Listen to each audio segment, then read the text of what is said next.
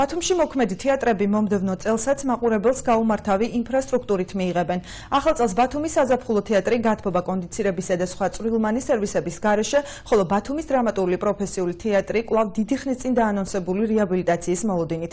საახალწლო ღონისძიებებს პატარებისათვის ამჯერადაც ბათუმის ხელოვნების ცენტრში გამართავს თოჯინებისა და მოზარდ მაყურებელთა თეატრი. შენობაში ამ დრომდე გრძელდება სამშენებლო სარეაბილიტაციო სამუშაოები. გათბობის შემდეგ აქ სავენტილაციო სისტემები მონტაჟდება. მიმდინარე სამუშაოებისათვის ერთდროულად 2 ტენდერია გამოცხადებული.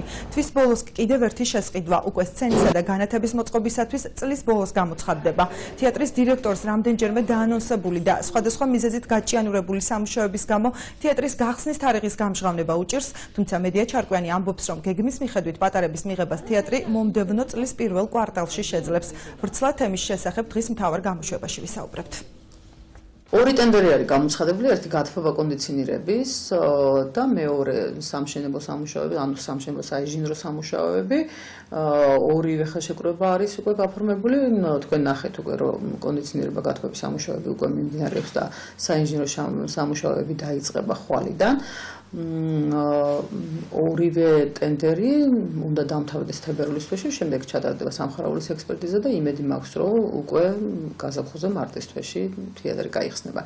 რაც შეეხება სცენის მოწყობის სამუშაოებს, ეს ტენდერი გამოცხადება დეკემბრის ბოლოს და ისიც დამთავრდება თვენახევარში.